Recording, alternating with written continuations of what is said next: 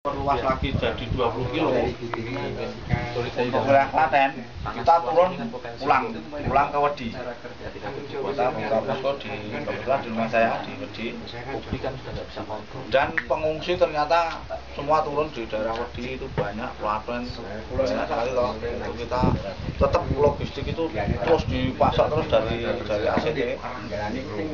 Kita kondistribusian untuk evakuasi sudah tidak mungkin.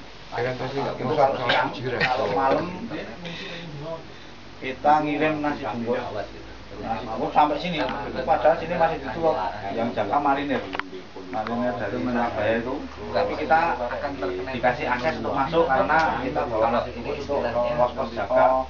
Ya, ada aparat kepolisian, ada marinir, ada pos sekitar yang pos ini di terakhir ini, pos terakhir ini Pak Yainu itu terutama itu Alam Bambu itu terakhir tiap malam itu kita keliling bawa sekitar 500 karena rusak. Jadi 500-an nasi bungkus. Jadi kalau jalurnya itu kadang mulai dari Pemalang itu pos Pasar Kembang itu kan ada pos.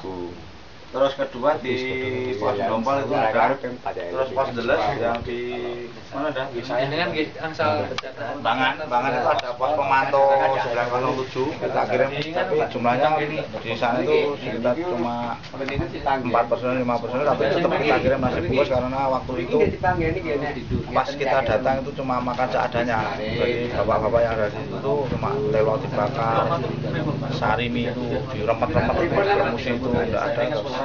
Itu dari sana terus turun lewat Kendalsari, padahal itu suwung, dosa semua suwung, masuk sini, ke sini turun sampai Pakem. Jadi harus habis itu 500 nasi bungkus itu harus habis untuk bapak-bapak yang jaga itu, kurang lebih sampai tanggal 9 tanggap darurat dicabut. Jadi sekitar 2 bulanan kita tiap malam ngirim nasi bungkus. Kalau siang kita untuk logistik ada dari ACT kan komplit, ada makanan bayi, ada sekolahnya komplit itu. Kalau siang kita pilihkan, terus malamnya nasi bungkus. Itu kebetulan di Wedi ada posko namanya posko gotong royong. Posko gotong royong itu menyediakan nasi bungkus yang kita kirimkan tiap malam. Itu 1 bulan untuk posko gotong royong, yang 1 bulan kita masak sendiri karena logistik dari ACT sudah habis, kita tidak dikirim lagi. Kalau siang kita masak sendiri, bungkus sendiri, malamnya kirim. Sama teman-teman iya, semua sekitar anggotanya 40-an waktu itu, 40 teman ya waktu itu. Jadi ada ibu-ibu rumah tangga, ada bapak-bapak, malah yang menanak nasi itu aja bapak-bapak. Terus yang bungkusnya juga bapak-bapak, ibu-ibu yang itu masukin lauk ke plastik-plastik itu.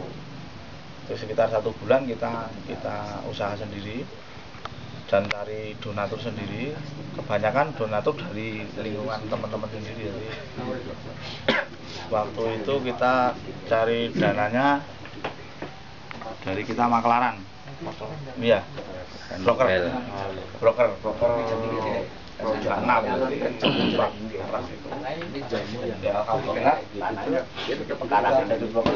transaksi itu tidak terbatas.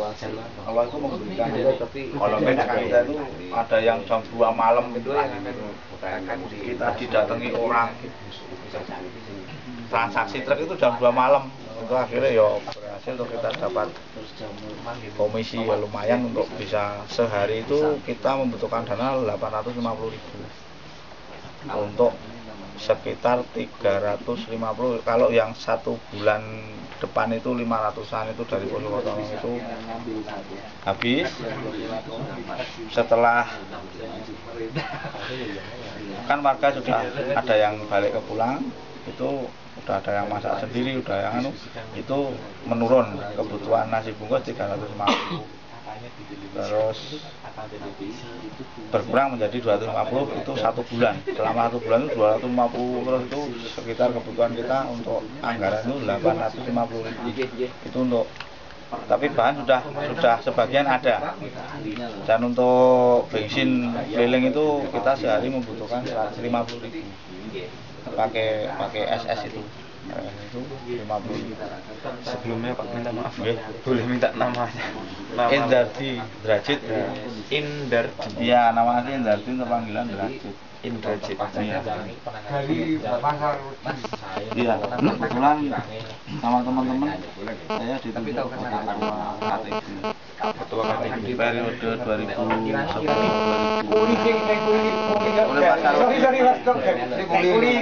KTB ini panjangannya Komunitas Tangga Bencana.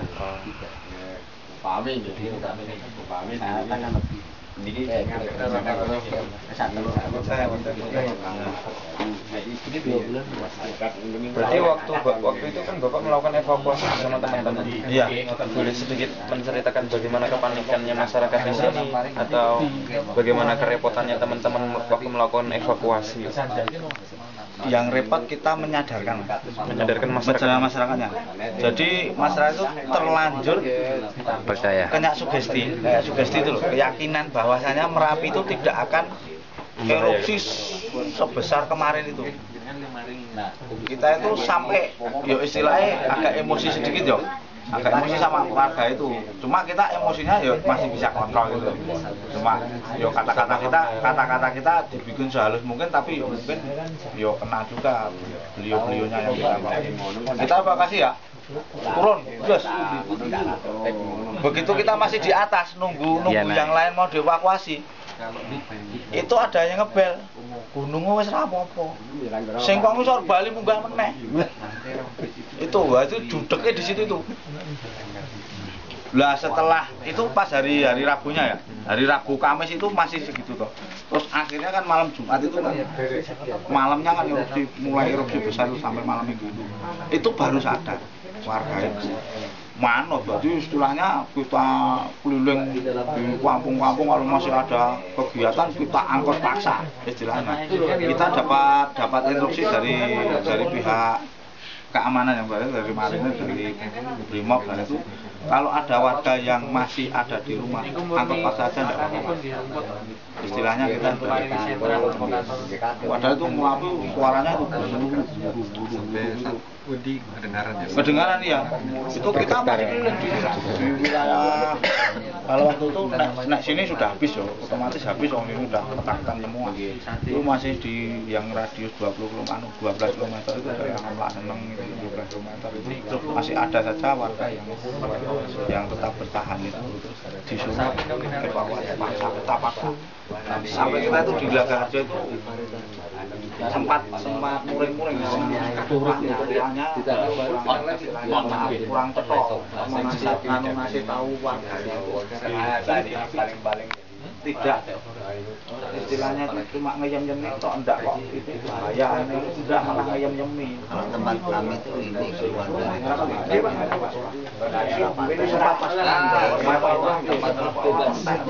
dari itu tadi sempat mengungkapkan kata-kata yang karena kita saking jengkelnya ya. Ya wajar dong, kita cuma manusia.